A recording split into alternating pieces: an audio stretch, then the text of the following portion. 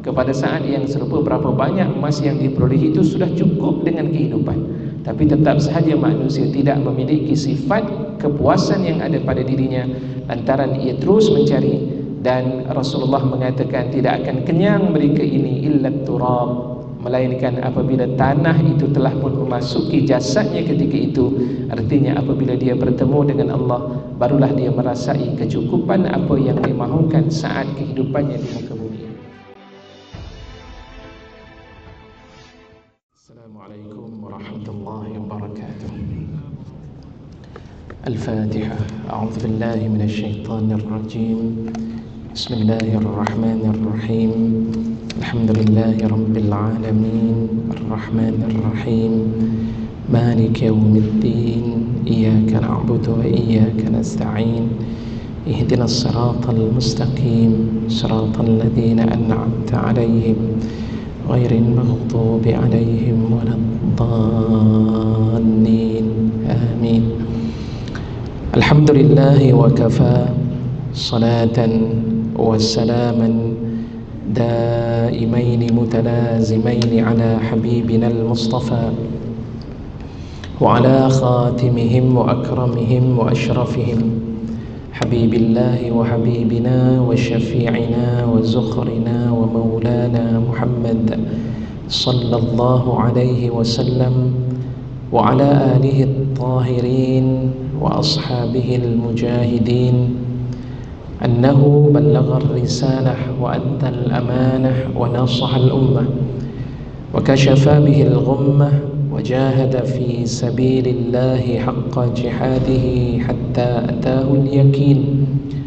تركنا على محجة البيضاء ليلها كنهارها لا يزيغ عنها إلا هالك. اللهم افتح بيننا وبين قومنا بالحق وأنت خير الفاتحين.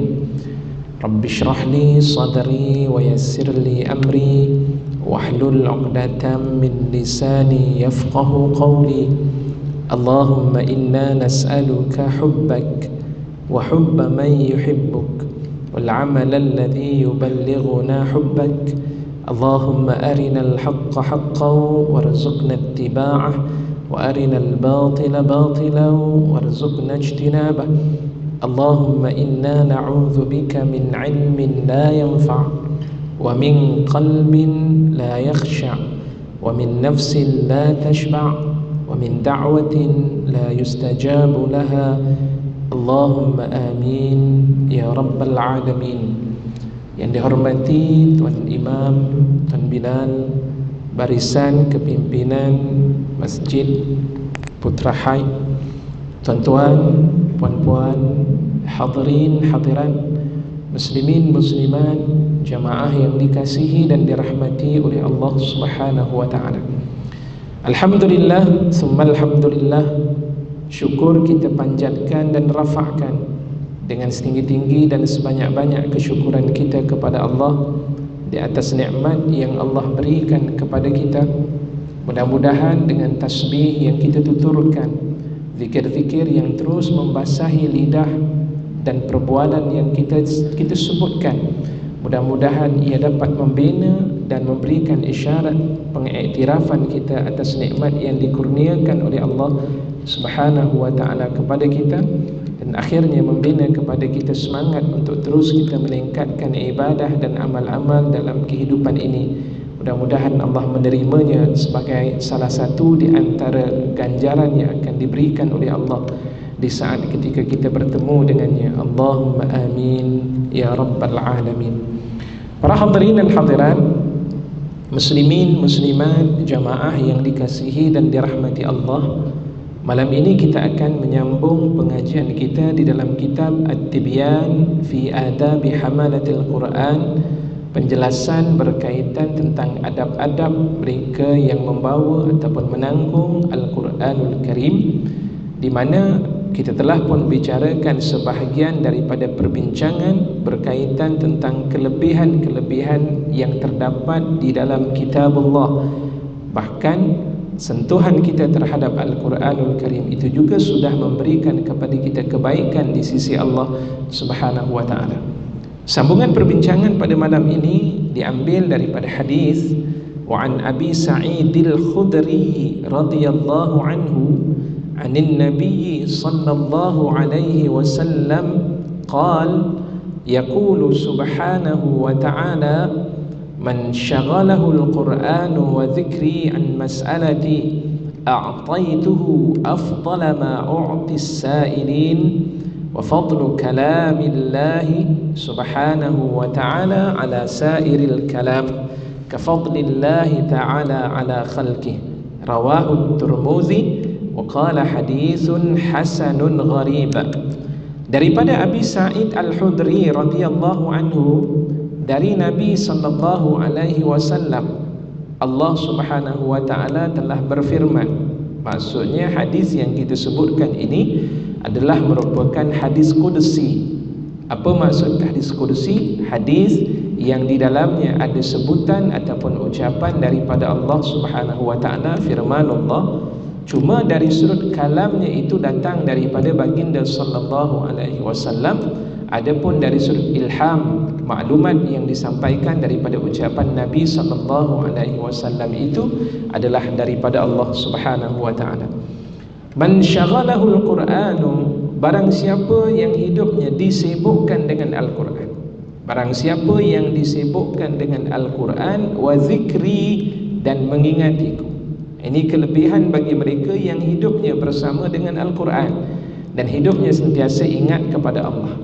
Ingatan yang paling tinggi kepada Allah subhanahu wa ta'ala iaitulah ingatan kita terhadap Al-Quranul Karim. Kenapa Al-Quran? Sebab Al-Quran ini kita tahu dia adalah merupakan kalamullah, ucapan daripada Allah subhanahu wa ta'ala. Ketika kita berbicara dengan Al-Quran, hakikatnya kita sedang berbicara dan berbual dengan Allah subhanahu wa ta'ala. Maka lantaran daripada itu Allah mengurniakan suatu kelebihan bagi mereka yang hidup dalam tempoh masa kehidupannya itu disibukkan dengan Al-Quranul Karim. Baik, apa kelebihannya? Barang siapa yang disibukkan olehnya dengan Al-Quran dan juga mengingatiku, berbanding dengan ia meminta kepadaku, an mas'alati, daripada meminta-minta. Manusia dalam hidupnya dia tetap tidak akan ada sifat cukup dengan apa yang dia miliki. Sudah tentu dalam diri kita ini memiliki pelbagai bentuk keinginan dan harapan. Kalau ditanya setiap daripada kita, apakah kita telah puas dengan keinginan yang telah pun kita kecapi sepanjang kerjaya ataupun kehidupan kita? Jawapannya pasti kita akan menyebut belum puas. Sebab apa? Selagi manusia hidup di muka bumi ini, selagi itulah dia akan terus mencari apapun kelebihan-kelebihan ataupun apapun perkara yang belum lagi diperolehi dalam hidup. Sebab itu ada dalam sebuah hadis baginda sallallahu alaihi wasallam, Rasulullah bersabda, "Lau kana libni Adam wadiyani minaz zahab labataghaw thalitha."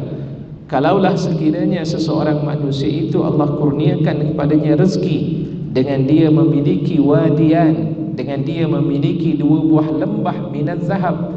Berapa keluasan lembah tersebut tidak disebutkan oleh Nabi sallallahu alaihi wasallam. Bahkan disebut dalam hadis itu dalam bentuk yang umum, dalam bentuk nakirah. Maknanya mungkin seluas apa yang diingini ketika itu. Ada dua buah lembah yang dipenuhi lembah tersebut itu dengan emas. La bataghaw thalitha, nescaya dia akan mencari lembah yang ketiga. Tak puas dengan apa yang diterima, cari lagi lembah yang ketiga. Dapat yang ketiga, cari lagi lembah yang keempat. Sedangkan satu lembah kalaulah katakan keluasannya mungkin 1 ekar ataupun 1 hektar, maka pada saat yang serupa berapa banyak emas yang diperolehi itu sudah cukup dengan kehidupan. Tapi tetap sahaja manusia tidak memiliki sifat kepuasan yang ada pada dirinya lantaran ia terus mencari. Dan Rasulullah mengatakan tidak akan kenyang mereka ini illa turab, melainkan apabila tanah itu telah pun memasuki jasadnya ketika itu. Artinya apabila dia bertemu dengan Allah, barulah dia merasai kecukupan apa yang dimahukan saat kehidupannya di muka bumi ini. Maka dalam hal ini Rasulullah mengatakan, ya, dia meminta doa pada Allah, hajat yang diperlukan. Memang kita diminta oleh Allah subhanahu wa ta'ala untuk memohon permintaan. Jangan minta pada manusia, tapi utamakan untuk kita meminta kepada Allah. Wa idza sa'alaka ibadi anni fa inni qarib Apabila hamba-hamba aku itu datang dan meminta kepadaku, pasti aku akan berada dekat dengannya. Itu dinyatakan oleh Allah dalam surah Al-Baqarah. Tetapi dalam hadis ini satu keistimewaan yang disebut oleh Nabi SAW, perbezaan di antara orang yang membaca Al-Quran, sibuknya mengingati Allah dan tidak sempat untuk dia meminta sesuatu yang dia perlukan dalam kehidupannya ketika itu. A'taituhu afdala ma u'tis sa'ilin, aku akan berikan kepadanya sesuatu yang lebih baik berbanding dengan apa yang aku berikan kepada orang yang meminta. Subhanallah. Permintaan ketika itu sudah pun didengari oleh Allah. Oleh kerana kita sibuk tanpa ada masa ataupun tidak mencukupi masa untuk kita meminta ketika itu, padahal kita memiliki keinginan itu sudah pun difahami dan didengari oleh Allah Subhanahu wa taala. Maka lantaran daripada itu, tuan-tuan, para hadirin yang dikasihi dan dirahmati Allah, hadis ini menyatakan tentang betapa pentingnya kita menyibukkan diri dengan Al-Quran. Sebagian para ulama mengatakan sibuk dengan Al-Quran bukan hanya sekadar membaca, tapi ia perlu diisi dengan pengamalan daripada intipati yang dibawa di dalam Al-Quranul Karim. Sebabnya Al-Quran itu matlamat utamanya adalah untuk diamalkan, bukan sekadar untuk dibaca. Tetapi apabila dibaca, ia sudah pun mendapat pahala dan anugerah syafaat daripada Allah Subhanahu wa taala. Pada saat yang serupa, lantas kita beramal, Allah kurniakan satu kelebihan yang lain dengan Allah mengurniakan sesuatu yang tidak sempat diminta oleh hamba yang disibukkan dengan Al-Quranul Karim. Wa fadlu kalamillah, dan kelebihan ucapan Allah ataupun Al-Quran itu sendiri. Al-Quran disebut sebagai kalamullah. Artinya kelebihan kalamullah Al-Quran itu berbanding dengan kalam-kalam yang lain, ala sairil kalam, berbanding dengan apapun ucapan, termasuklah ucapan Nabi SAW, itu diumpamakan kelebihannya seumpama kelebihan Allah berbanding dengan makhluknya. Subhanallah. Allah yang mencipta, Allah yang memberikan rezeki, Allah yang mengurus kehidupan, Allah yang mengatur segala perjalanan makhluk yang ada. Begitulah kelebihan kalamullah diumpamakan seakan-akan kelebihan Allah itu berbanding dengan makhluk yang diciptakan. Sudah tentulah bila dibandingkan dengan Allah, tidak ada sesuatu pun yang mampu untuk mengatasi apapun yang ada pada Allah Subhanahu wa taala. Allahu wal qahhar, Allah itu maha berkuasa, Allah itu maha mengatasi dan menguasai atas segala sesuatu.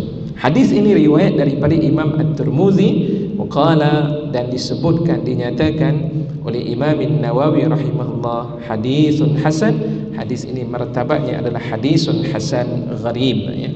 Daripada Ibnu Abbas radhiyallahu anhuma telah berkata, qala Rasulullah sallallahu alaihi wasallam, sabda baginda sallallahu alaihi wasallam, innal ladzi laisa fi jawfihi syai'un minal qur'ani kal baitil kharib. Ini seakan-akan suatu amaran ya Allah Subhanahu wa taala berikan kepada umat Islam agar jangan kesampingkan dalam hidupnya itu dengan Al-Quranul Karim. Jadi hadis ini hadis yang diriwayatkan juga oleh Imam At-Tirmizi, waqala hadisun hasanun sahih, hadis yang hasan lagi sahih. Jadi apa kata daripada Nabi SAW? Rasulullah bersabda, sesungguhnya orang-orang yang tiada pada jaufi, pada rongganya, maknanya pada dalam dirinya itu sesuatu daripada Al-Quran, kal baitil kharib, maka ia diumpamakan seumpama rumah yang ditinggalkan, rumah yang rosak, al-muhaddam, artinya rumah tersebut rumah yang terbiar, yang telah penerbut akan isinya ataupun papan-papan lantai dan sebagainya. Itulah dia perumpamaan yang dinyatakan oleh Nabi SAW. Siapa mereka ini? Mereka yang tiada di dalam rongganya ataupun dalam dirinya itu sesuatu daripada Al-Quranul Karim. Jadi maknanya apa dia? Hadis ini nak memberikan gambaran pada diri kita, sekurang-kurangnya hafallah akan Al-Quranul Karim. Bacalah Al-Quranul Karim.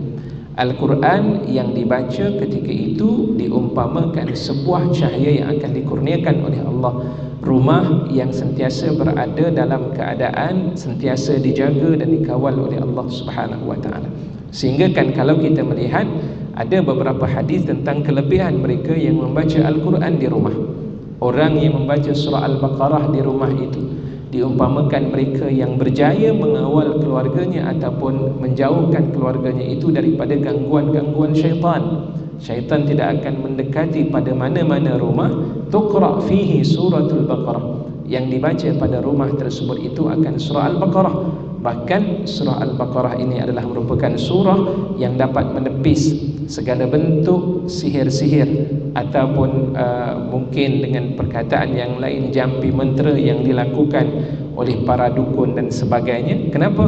Kerana disebutkan akan kelebihan tersebut itu oleh Nabi sallallahu alaihi wasallam. Soalnya, kita membaca ataupun tidak? Soalnya, apakah kita ini menghafaz akan ayat-ayat daripada apa yang telah pun diturunkan oleh Allah Subhanahu wa taala ataupun tidak?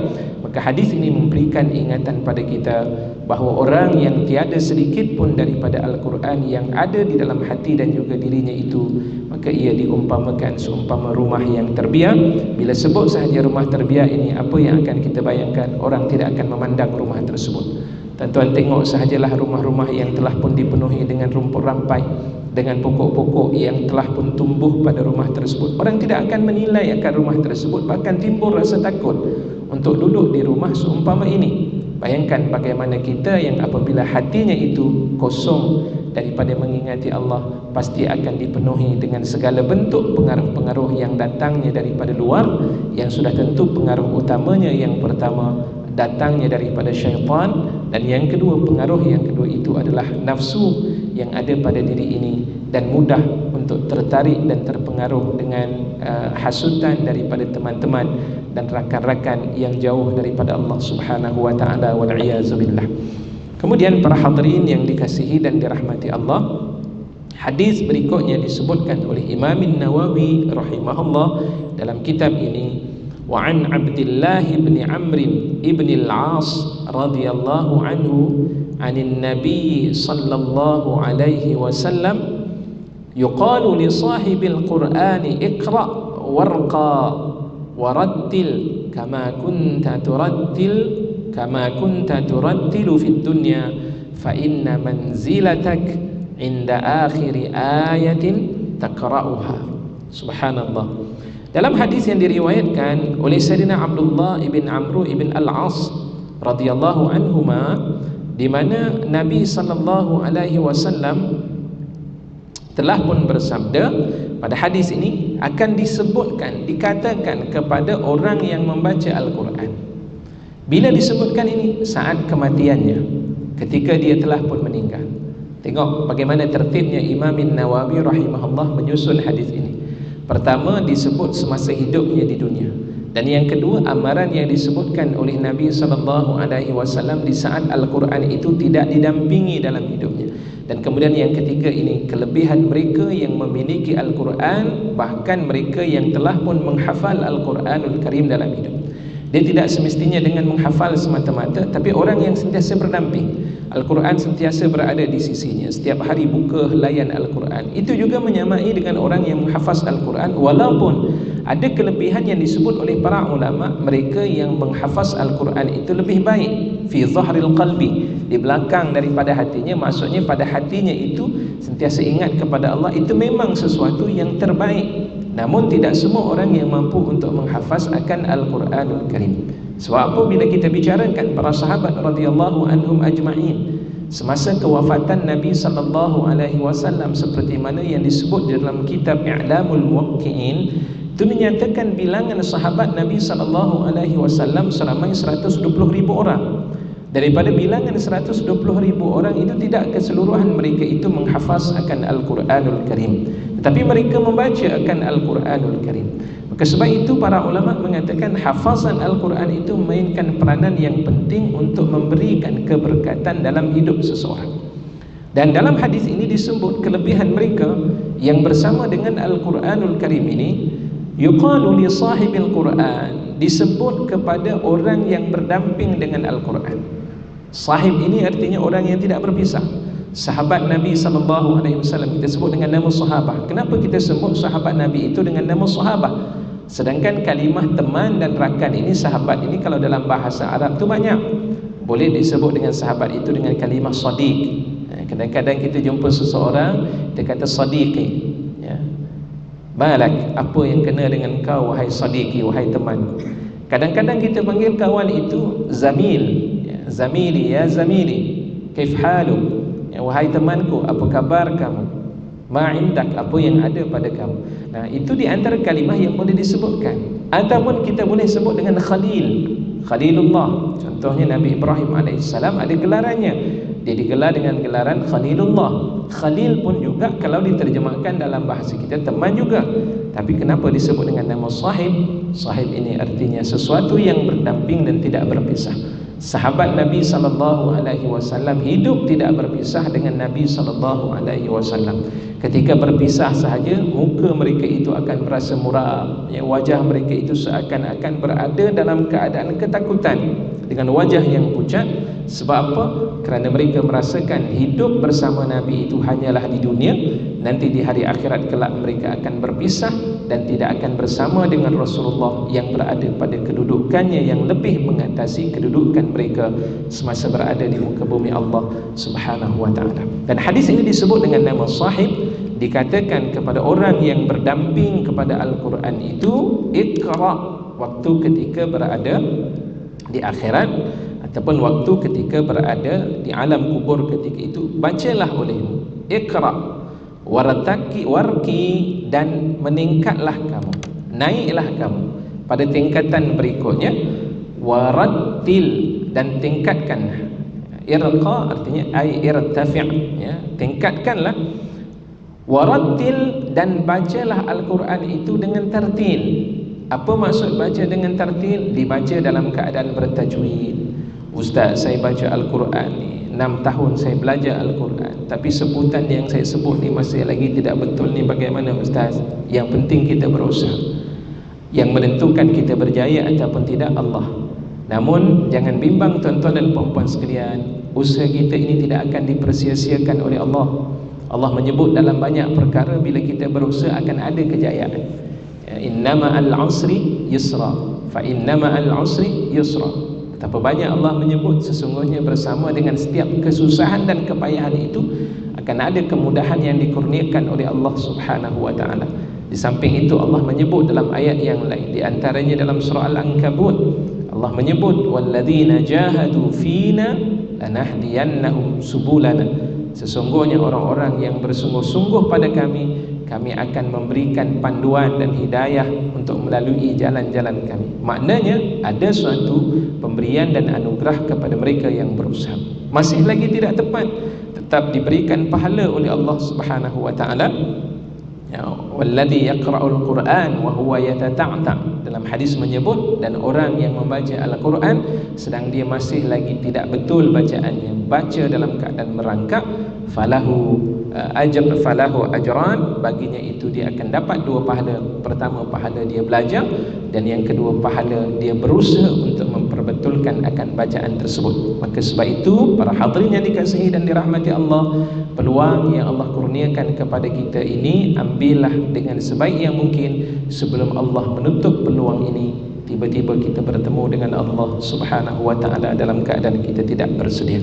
Bacalah Al-Quran dengan tartil, dengan bertajwid, dengan tepat dari sudut bacaannya. Kama kunta turattilu fid dunya, seperti mana kamu membaca dalam keadaan tartil semasa kamu berada di dunia. Fa inna manzilatak, kerana sesungguhnya kedudukan kamu itu di akhir ayat yang kamu baca akannya. Mana penghujungnya? Dibacalah dan disambung satu persatu. Baca surah Al-Baqarah, ya sayaqulu sufaha, masuk pada juzuk yang kedua, sambung juzuk yang ketiga, tilkar rusulu faddalna ba'dahum ala ba'dhin minhum man kallama Allah, masuk kepada juzuk yang keempat, ya, berkaitan dengan harta yang dinafkahkan di jalan Allah Subhanahu wa ta'ala, masuk kepada juzuk yang kelima, wal muhsanatu minan nisa, masuk kepada juzuk yang keenam, dan seterusnya, disambung dan disambung selagi tidak berhenti. Ketika itu akan terus meningkat kedudukannya di sisi Allah Subhanahu wa ta'ala. Masya Allah, inilah kelebihan yang kita harap dan dambakan, yang mudah-mudahan Allah kurniakan kelebihan seumpama ini ketika mana kita bertemu dengan Allah Subhanahu wa ta'ala. Hadis ini diriwayatkan oleh Abi Daud, Imam At-Tirmizi, An-Nasa'i. Waqala At-Tirmizi, kata Imam At-Tirmizi rahimahullah, hadisun hasanun sahih. Hadis ini adalah merupakan hadis yang hasan. Hadis ini juga adalah merupakan hadis yang sahih. Wa an Suhail bin Mu'adz an abihi Mu'adz radhiyallahu anhu anna Rasulullah sallallahu alaihi wasallam qala man qara'a al-Qur'ana wa 'amila bima fihi albasallahu walidayhi tajan yawmal qiyamati daw'uhu ahsanu min daw'i syams fi buyutid dunya fama dhannukum billadhi 'amila bihadza rawahu Abu Daud. Daripada Suhail ibni Mu'adz, daripada bapanya Mu'adz radhiyallahu anhu, riwayat daripada hadis. Bila sebut sahaja bapa dia menakalkan apa yang dibaca dan diingat daripada Nabi SAW, dia akan sampaikan kepada anaknya. Ini dikatakan silsilah dalam mengambil hadis Nabi SAW. Dari sudut terjaminnya akan hadis Rasulullah, maka bab tasalsul ataupun riwayat hadis tersebut itu dijaga daripada satu generasi kepada suatu generasi yang lain, dan begitulah pentingnya dalam periwayatan hadis baginda Rasulullah sallallahu alaihi wasallam. Sebab itu kata daripada Sayyidina Abdullah ibn Mubarak radhiyallahu anhu, beliau kata apa dia?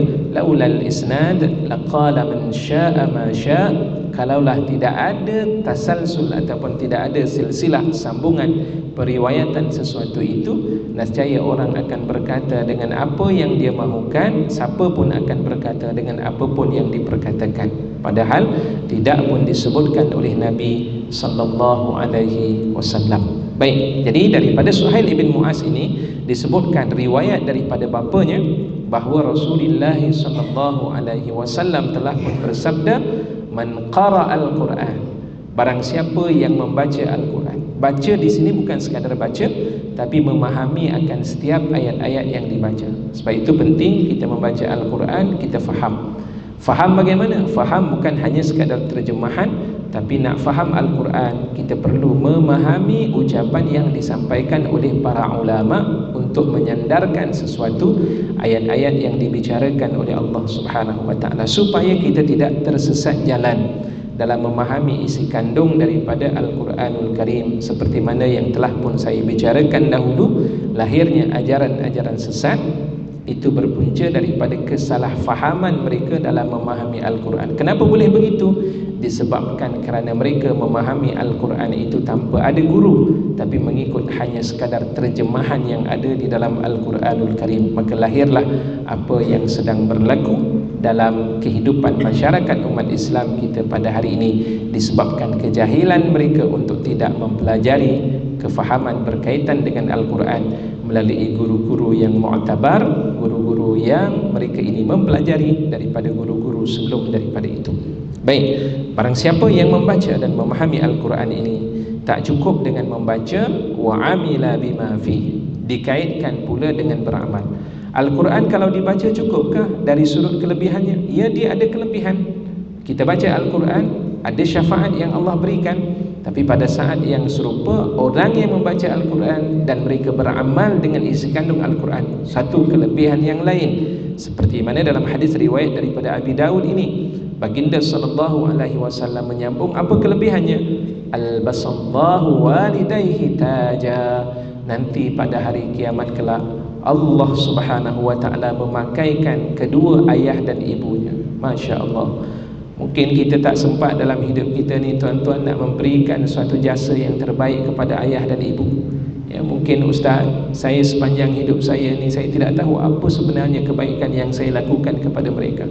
Saya dahulu seorang yang nakal mungkin, ataupun banyak perkara-perkara yang menyakiti akan ayah dan ibu. Maka cara nak memperbaiki hal tersebut ini bagaimana?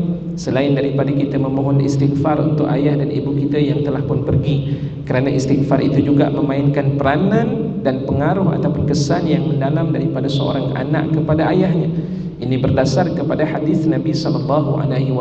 Rasulullah nyatakan akan ada satu ketika itu seorang lelaki dia berasa pelik. Kenapa dia naik daripada satu tingkat naik kepada tingkat berikutnya? Lantas ketika itu bila ditanya kepada Nabi SAW, Rasulullah kata, bistighfari waladika lak, dengan sebab anak kamu itu sentiasa memohon ampun untukmu. Jadi sebab anak itu sentiasa meminta ampun, istighfar kepada Allah agar diampunkan ayah dan juga ibunya, maka itu di antara sebab kedudukan ayah dan ibu itu sentiasa ditingkatkan kedudukannya di sisi Allah Subhanahu wa ta'ala. Yang kedua, suatu kelebihan juga yang perlu diambil perhatian oleh seorang anak itu dengan sentiasa melazimkan bacaan Al-Quranul Karim dan berusaha beramal dengan isi kandung Al-Quran. Kita usahakan dalam diri kita, apa sahaja arahan daripada Allah, kita ambil perhatian dan usahakan untuk kita beramal dalam keadaan prihatin ataupun kita cuba untuk melazimi akan hal-hal tersebut. Dan kemudian kelebihan ini Rasulullah menyebutkan ayah dan ibunya akan dipakaikan dengan tajan, dengan mahkota. Taj ini mahkota, kalau seorang raja kita kata mahkota lah. Jadi ada mahkota yang Allah Subhanahu wa ta'ala sediakan kepada ayah dan ibunya pada hari kiamat, dan mahkota tersebut dari sudut cahayanya itu ahsanu min daw'is syam, itu lebih cantik, lebih indah berbanding dengan cahaya matahari. Tuan-tuan, kita tengok matahari pun ya Allah terang benderang, terlalu terang yang sehingga mata kita tidak mampu untuk melihat dalam tempoh masa yang lama, merosakkan mata kita. Sedangkan mahkota yang disediakan oleh Allah Subhanahu wa ta'ala itu lebih baik, lebih indah berbanding dengan cahaya matahari. Fi buyutid dunya, di rumah-rumah di dunia ataupun di dunia itu, fama zannukum billadhi amila bihadza, kalaulah orang yang membaca dan beramal itu ayahnya dianugerahkan dengan anugerah mahkota yang disediakan oleh Allah, maka agak-agak apa pandangan kamu? Ini satu soalan daripada Nabi SAW. Fama dhannukum, apa yang agak-agak kamu fikirkan dengan orang yang beramal bihadza ay bihadzal Quran, dengan Quran ini.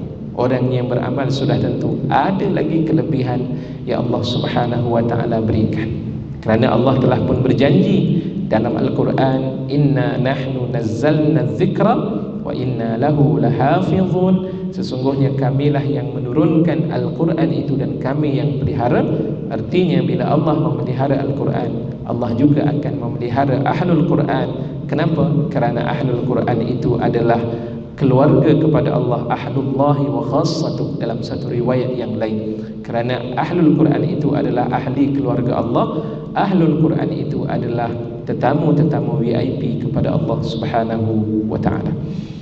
Selain daripada itu juga tuan-tuan, dalam hadis yang lain, hadis yang diriwayatkan oleh Imam Ad-Darimi bi isnadihi, dengan sanadnya daripada Abdullah ibn Mas'ud radhiyallahu anhu, anin Nabi sallallahu alaihi wasallam, daripada Nabi sallallahu alaihi wasallam telah bersabda, iqra'ul Qur'an fa inna Allah ta'ala la yu'adzibu qalban wa'al Qur'ana wa inna hadzal Qur'ana ma'dubatullah faman dakhala fihi fahuwa amin wa man ahabbal Qur'ana falyubshir wa man ahabbal Qur'an falyubshir.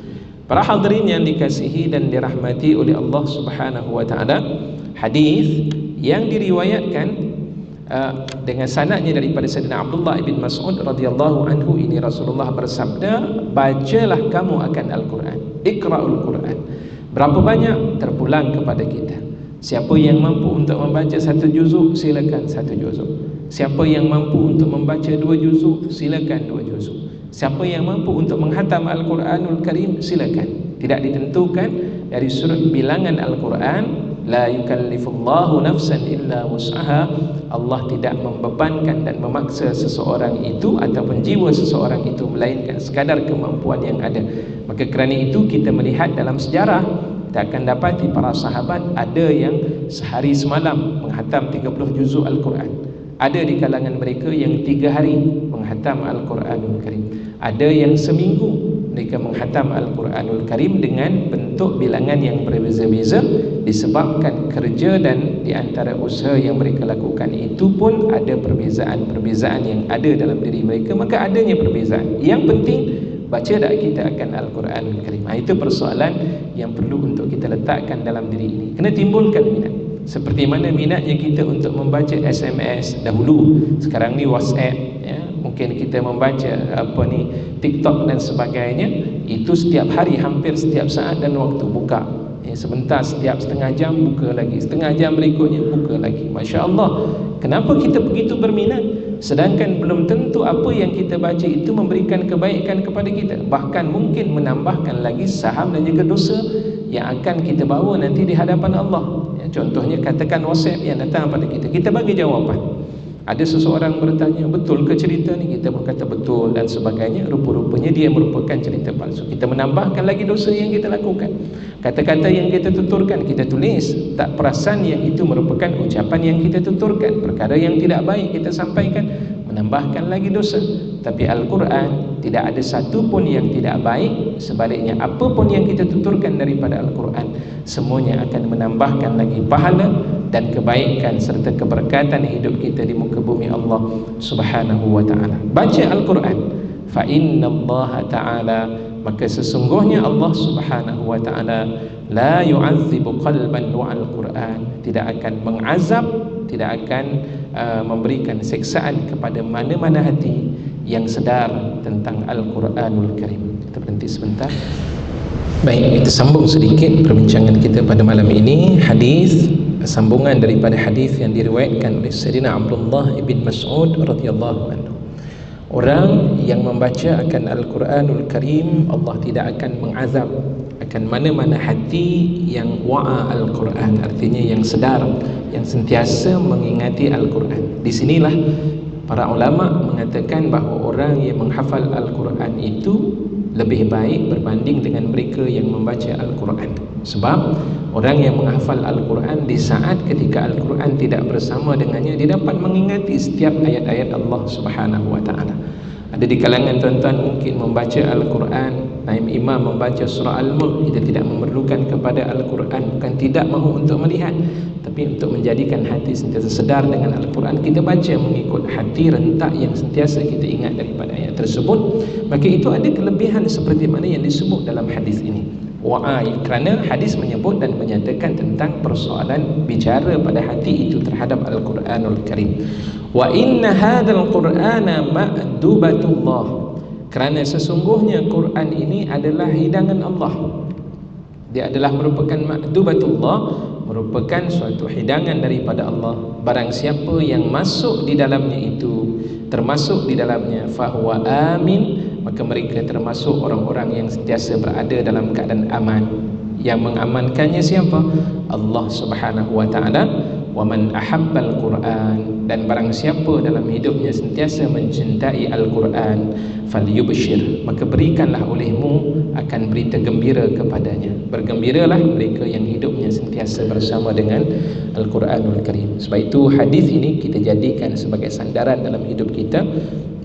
Jangan kita kesampingkan tentang Al-Quranul Karim di dalam hidup ini, kerana Al-Quran sentiasa memberikan kepada kita kebaikan, sama ada di dunia, apatah lagi di saat ketika kita bertemu dengan Allah Subhanahu wa ta'ala. Seterusnya daripada Abdul Hamid, an Abdul Hamid al-Hamani qala sa'altu Sufyan al-Thawri anir rajuli yaghzu ahabbu ilaika aw yaqra'ul Quran.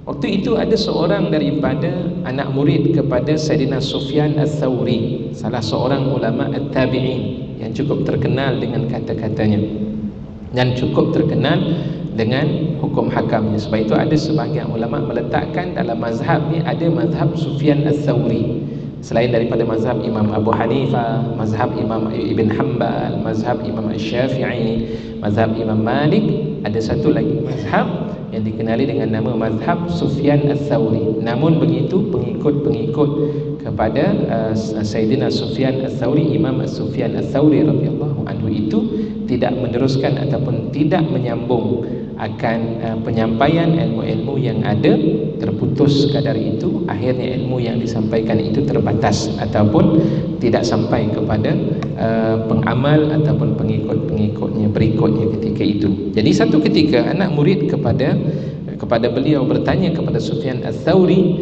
tentang tentang seorang lelaki yang dia berjuang di jalan Allah. Apakah lelaki itu lebih disukai oleh Sufyan Ats-Tsauri ataupun seseorang yang membaca akan Al-Quranul Karim?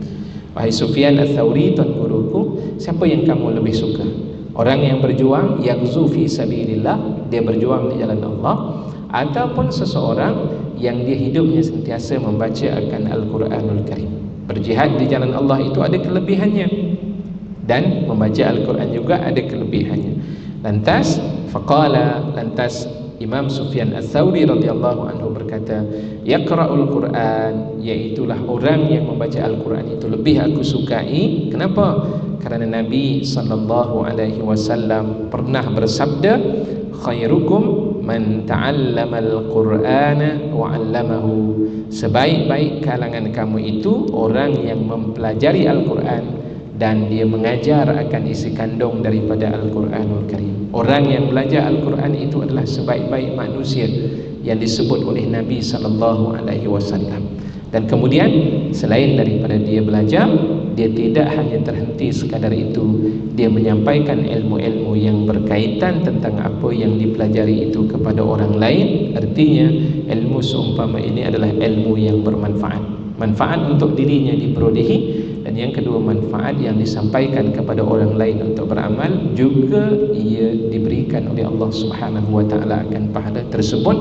Maka sebab itu kata Sayyidina Sufyan Ats-Tsauri, maka Al-Quran itu, orang yang membaca Al-Quran itu lebih disukai. Para hadirin dan hadirat, muslimin muslimat yang dikasihi dan dirahmati oleh Allah, ada suatu hadis yang menarik, walaupun dia merupakan nota kaki, tapi menarik apa yang dibicarakan. Kerana ada disebutkan di sini hadis yang diriwayatkan oleh Sayyidina Ibnu Hibban dalam hadis sahihnya, silsilah sahihah. Ya, jadi apa kata daripada riwayat tersebut? Rasulullah bersabda, alaika bitilawatil Quran fa innahu nurul laka fil ardi wa zukhrul laka fis sama.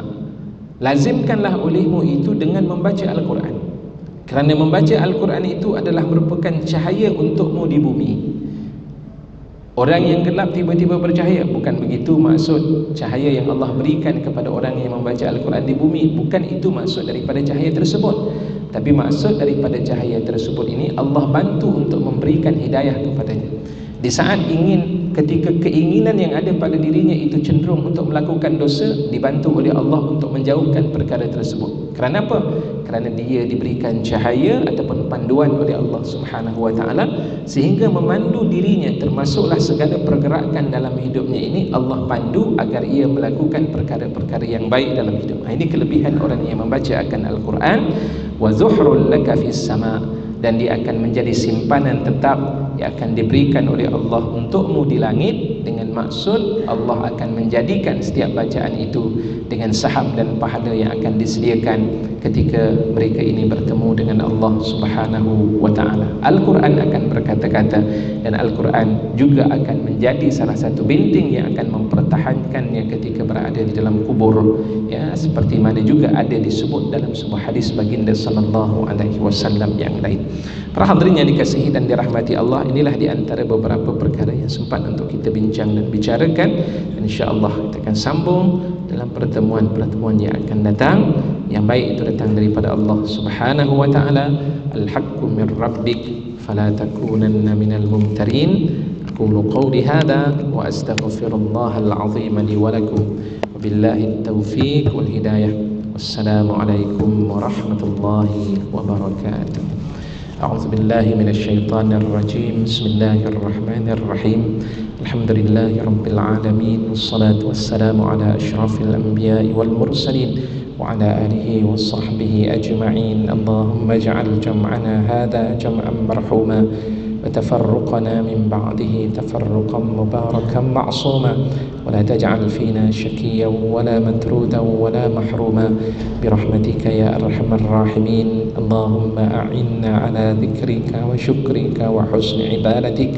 ربنا هب لنا من أزواجنا وذرياتنا قرة أعين واجعلنا للمتقين إماما.